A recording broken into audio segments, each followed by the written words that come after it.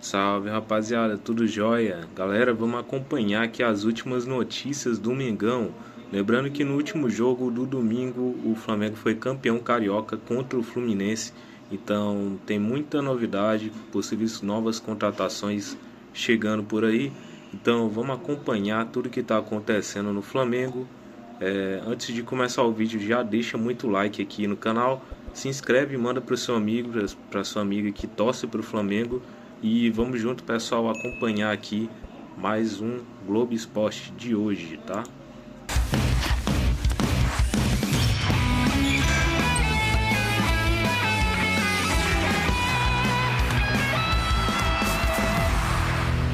Para começar a festa de premiação do Campeonato Carioca, vamos ver como foi.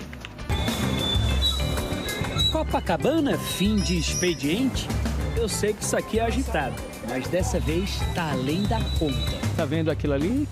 Sim. Você sabe o que é que tá acontecendo? Não. Tá num tapete vermelho ali. Será por quê, hein? Por que será, hein? Você não sabe? Não, por quê? Será? Hoje tá para da premiação, né? Ah, é uma premiação? É. De quê? Vou entregar o prêmio dos flamenguistas aí, né? Que hora é o evento aí que vai começar? Que dia é hoje da semana? Segunda-feira. Segunda-feira. E o que é que tem aqui dentro? Aqui tem um gelinho de leve. De leve. De leve, sempre. Tá bom, ok.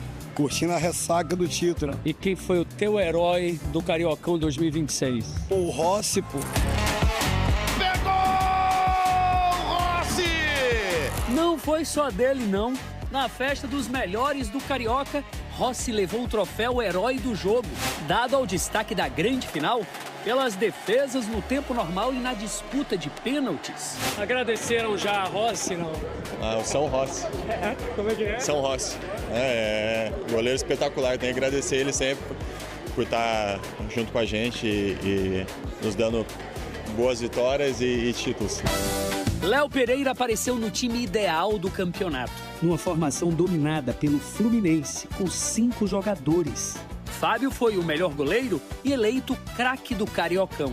No Fla-Flu decisivo, ele pegou um pênalti e acertou o canto na maioria das batidas. São coisas que acontecem, mérito também para os batedores, né, do Flamengo, que tiveram tranquilidade ali e fizeram boas cobranças.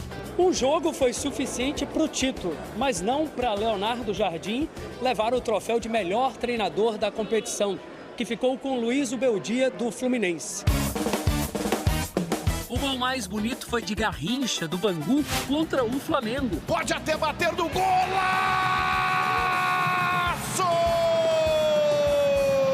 Já o troféu de artilheiro foi dividido por 2 atacantes, Pedro e PK, do Bangu, com 6 gols cada um. Se ele tivesse feito um a menos, era você sozinho. Madureira, né?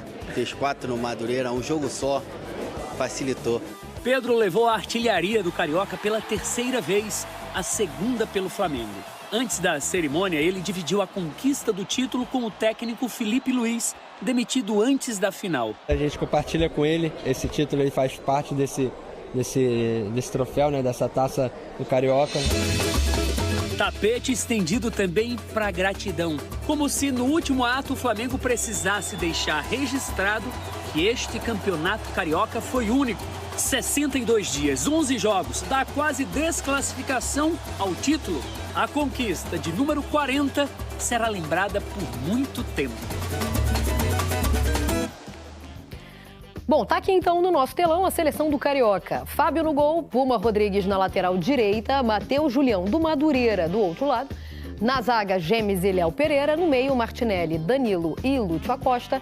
No ataque, PK do Bangu, Serna e Pedro. O técnico é o Luiz Ubeldia. Bom, o Flamengo joga amanhã contra o Cruzeiro pelo Brasileirão, ao vivo na Globo, hein? Depois de 3 graças. Então vamos falar com Edson Viana, que conta mais do time pra gente. Boa tarde, Edson.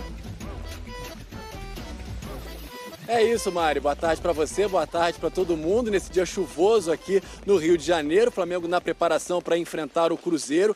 Vai ser o reencontro do técnico Leonardo Jardim com o time mineiro que ele dirigiu até o final do ano passado. O Flamengo volta ao trabalho hoje às 5 da tarde. É um horário um pouco diferente daquele que vinha sendo praticado na época do Felipe Luiz. Por quê? Os jogadores vão ficar concentrados depois do treino. Essa vem sendo uma forma que o Leonardo Jardim está encontrando nesses primeiros dias de trabalho para se aproximar dos jogadores, conhecer melhor o elenco. O Flamengo vem numa batida pesada, teve a final do Campeonato Carioca contra o Fluminense, tem o Cruzeiro, depois o clássico contra o Botafogo, e aí é esperado que o Leonardo Jardim rode bastante o elenco. Ele já admitiu que vai precisar usar todo mundo por um controle de carga, então é esperada uma mudança de escalação para esse jogo de amanhã. O que está complicando é que ele vem lidando com alguns jogadores lesionados, como o Bruno Henrique, que está se recuperando de uma pubalgia, ainda é dúvida para esse jogo de amanhã. Mário, eu volto com você. E rapaziada, agora vamos acompanhar um pouco do que a mídia tá falando, né, do Flamengo, das últimas atualizações.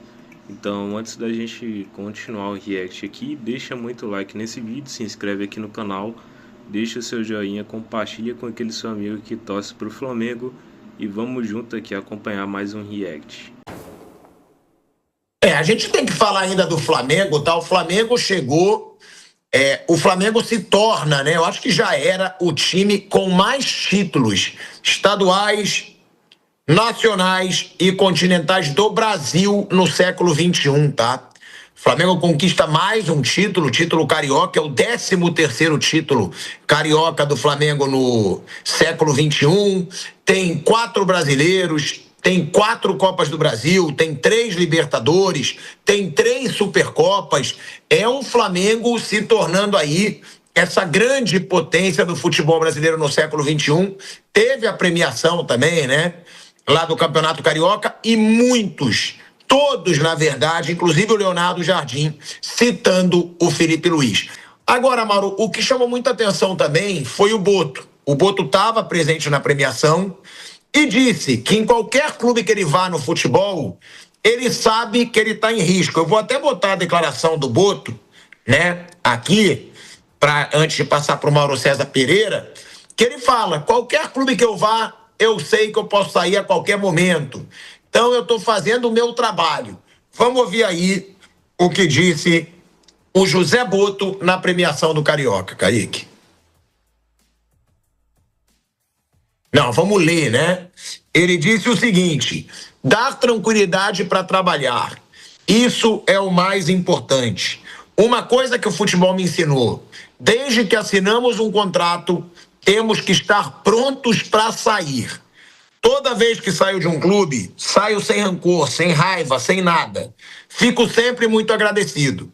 Nesse caso, o presidente BAP me convidou. Não me disse nada. Vocês podem me perguntar se vou continuar ou não. É a ele que tem que ser feita a pergunta, Mauro César Pereira. O Boto, Mauro, ainda está na berlinda, não está? A informação que eu tinha é que o Boto ainda devia cair. Mas depois que eu vi aquele quantidade de abraço do BAP no Boto, depois da conquista do título carioca, eu já fiquei com uma certa dúvida. Você tem a informação ainda, Mauro? Você acha que realmente ele deve cair ou não? Agora que já passou, deve ficar? E outra, Flamengo se tornando essa potência, o maior campeão do século XXI, Mauro César Pereira, no futebol brasileiro. Eu fico com a mesma coisa que eu falei semana passada. Algumas pessoas estavam já decretando a queda dele. Teve gente que no sábado achava que ele ia ser demitido na véspera da final. Óbvio que o BAP não ia mandar o técnico embora no começo da semana, segunda para terça, e no sábado, véspera da final, manda embora o diretor sem ter ninguém. Claro que não ia colocar. Agora que a batata ele está assando. O fogo está brando, pode ficar mais alto a qualquer momento, quando ele tiver algum nome. Não tem nome, tem um nome que estão tentando emplacar, como eu já falei para você, que não procede por enquanto. Se amanhã conseguirem emplacar, outra história, né? Não vou ficar citando para ficar botando azeitona na empada dos outros aí. Não sei a troco de quê, esse interesse todo de ficar turbinando determinado nome, mas ele está numa situação delicada. O grupo não gosta dele, os jogadores não gostam dele. Ele se queimou com essa história do Felipe Luiz, quando foi publicado que ele teria dito que o Felipe Luiz que tentou demover o presidente da ideia de demitir, quando, na verdade, ele alimentou o presidente com as informações que sustentaram a ideia da demissão. A demissão é obra dele e do BAP, dos dois, né? E o BAP o confrontou Foi o que aconteceu. Vem cá, mas como é que é isso aqui? Não fui eu, não falei nada disso. Tudo bem, então. O que você faz? Vai lá na coletiva, antes da coletiva, e fala que foi você que me alimentou com as informações, a decisão foi nossa. Foi mais ou menos essa conversa. Então, ele se desgastou com o presidente também. Já estava desgastado no ambiente do CT. Muita gente não gosta dele. O Pedro Torre da ESPN fez uma matéria a semana passada com vários detalhes de bastidor sobre como é o dia a dia. Péssimo relato, assim, bem ruim. Com várias pessoas que trabalham no CT do clube. Aí ele perde força junto ao presidente, é uma questão de tempo, me parece. Só que, como eu falei semana passada, que não seria tão rápido como eu estava imaginando. Por quê? Porque ele não tem outro nome. E vai resolver isso, acho que com calma. Até porque o técnico é também português, foi contratado ainda pelo José Boto. Acho que quando o Leonardo Jardim estiver mais ambientado e tal, e ele tiver um nome opcional, é provável que ele faça a troca. Mas me parece que o BAP não tem pressa para fazer isso. O Boto está muito esvaziado, muito desgastado. E esse discurso dele, eu acho que só reforça essa tese. Acho que é uma questão de tempo. Uma permanência dele até o final do mandato do BAP é coisa parecida. Hoje é algo improvável, embora no futebol tudo possa acontecer, mas não é provável que aconteça. Mas uma demissão imediata, como se especulou semana passada, não aconteceu e acho que não aconteceria de forma alguma dessa maneira. Ainda mais com a final se aproximando. Agora passou a final, tem jogo com o Cruzeiro amanhã, né? Então, acho que a tentativa é manter as coisas mais calmas, né? E não turbinar ainda mais a crise que foi amenizada com a vitória sobre o Fluminense nos pênaltis. E que jogo, né, Mauro? Leonardo Jardim contra o Cruzeiro, depois de toda a polêmica, e Tite contra o Flamengo, né? Os dois campeões, né? O Tite mais tranquilo depois do que aconteceu, com a vitória, apesar da pancadaria lá, o Cruzeiro foi campeão. Isso dá para ele mais tranquilidade. O Leonardo Jardim vai começar a colocar o time dele em campo, que domingo foi o time do Felipe Luiz com medidas preventivas, digamos assim, do português, né? Ele colocou em campo o time da final da Libertadores, que o Felipe escalaria se o Ortiz estivesse em condições. Ele não estava, jogou o Danilo, que acabou fazendo o gol do título, e o Pedro jogaria se não tivesse sofrido a lesão muscular, além de ter quebrado o braço antes, né? Jogou o Bruno Henrique. Mas esses dois jogariam, certamente. Então ele pôs o quê? O time bola de segurança. Eu vou no time mais entrosado, tanto que ele deixou o Paquetá de fora. E o Paquetá e o Arrascaeta, ele já sinalizou que ele deverá revezar. Ele tem a preocupação, falou sobre isso no domingo, né? O Paquetá começou a temporada no meio do ano passado, vai fazer uma temporada e meia direto, porque vai ter férias só no final do ano, ele está jogando desde o meio do ano passado. Ele deve ir à Copa do Mundo, consequentemente não vai ter nem como ter uma folga durante o Mundial, que seria uma possibilidade caso não... Será, né? Caso ele não venha a ser convocado, mas é provável que ele esteja na lista do Carlo Ancelotti, né? Pelo menos é o que se imagina. Então ele tem essa preocupação, né? Arrascaeta é um jogador que tem que ser usado sempre com uma certa parcimônia para que ele possa render, como o Felipe fez muito bem no ano passado. Então é provável que ele reveze os dois nesse primeiro momento. Ele falou até que se ele tivesse desde o início da temporada, nos primeiros jogos colocaria 11 jogadores num jogo, 11 no outro, de maneira que ele desse intervalos maiores naqueles jogos iniciais, né? Para todos os jogadores, entre uma partida e outra, e vai condicionando. Como ele entrou já no meio da temporada, ele não pôde fazer isso. Falou muito claramente no domingo. Então a gente vai começar a ver, acho que a partir de agora, um time acho que não vai marcar tão alto, os zagueiros não vão ficar tão expostos, os volantes não vão ficar tão sobrecarregados, acho que vai ser o time mais prevenido, como foi domingo. Domingo ele pôs um time do Felipe com o toque dele, que era: eu vou anular o jogo de transição do Fluminense. Eu não vou agredir tanto, não vou pressionar tão alto, não vou ser tão efetivo como tentava o time do Felipe, que era pressionante, para usar uma palavra do ex-técnico do Flamengo, mas não vou dar ao Fluminense o que o Zubeldia quer. Aí o jogo acabou sendo aquela coisa enfadonha mesmo, até por uma falta de ousadia do Fluminense, né? Que vinha bem, apesar do jogo contra o Vasco, mas jogou muito bem contra o Palmeiras, com várias reservas em campo, apesar da derrota. E eu acho que faltou um pouco mais de ousadia ao Fluminense para tentar ganhar do Flamengo. O Flamengo tem um time melhor, um goleiro que é mais pegador de pênalti, e o Fluminense estava no momento melhor e tinha que tentar aproveitar a fragilidade do adversário. Numa semana de crise, técnico estreando, técnico demitido, torcida dividida, a maioria a favor do Felipe, alguns achando que a demissão foi correta, confusão do presidente com o diretor. Olha quanta confusão no Flamengo. O Fluminense não soube aproveitar. Aí dele levar para os pênaltis contra o Hugo no Corinthians ou o Rossi do Flamengo é bem complicado, né? Os dois têm um percentual de defesas muito elevado. E por hoje foi isso, pessoal. Se vocês gostaram do vídeo, se inscreve, deixa muito like, comenta aqui. A gente vai estar trazendo muito vídeo essa semana ainda, trazendo as últimas atualizações do Mengão. Então, se você é torcedor do Flamengo, deixa muito like, se inscreve aqui no canal e compartilha com aquele seu amigo que quer ficar atualizado de todas as últimas novidades e contratações, né? polêmicas, bastidores do Flamengo. Então se inscreve aqui que você vai ter conteúdo diariamente, tá? Obrigado e aguardo vocês no próximo vídeo. Fui.